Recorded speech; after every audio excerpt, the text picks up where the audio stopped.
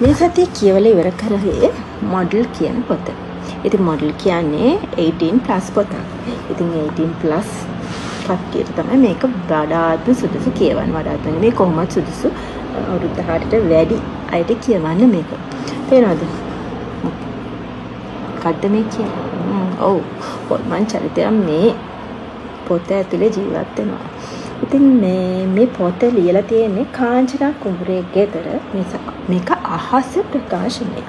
ඉතින් මේකේ මම දකින සුවිශේෂීත්වයම තමයි මේකේ අපිට මේ හිතා ගන්න බෑ ඊළඟ තප්පරේදී මොකද්ද වෙන්නේ කියලා. දැන් සාමාන්‍යයෙන් අපිට පොතක් කියවනකොට ඊළඟට මේ කතාව කියවෙනකොට මොනවද වෙන්නේ කියලා අපිට දල අදහසක් හිතෙනවනේ.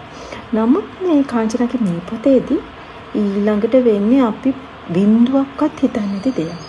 ඉතින් මම හිතන්නේ මේ පොත අතට ගත්තට පස්සේ අපහු තියන්න හිතෙන්නේ නැහැ.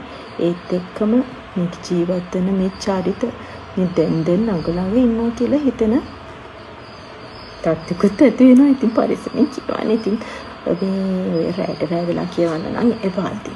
ඉතින් මේ පොත දැනටමත් මොඩල් පොත කියවලා ඇති කට්ටියක් ඉන්නවා ඇති. ඒ කට්ටියට පුළුවන් කොහොමද ඔයාලට මේ පොත දැනෙච්ච විදිහ කියාගෙන යන්න. ඒත් එක මේ පොත තාම කියවලා නැති ඔයාලට පුළුවන් කියවලා කමෙන්ට් එකක් දාන්න.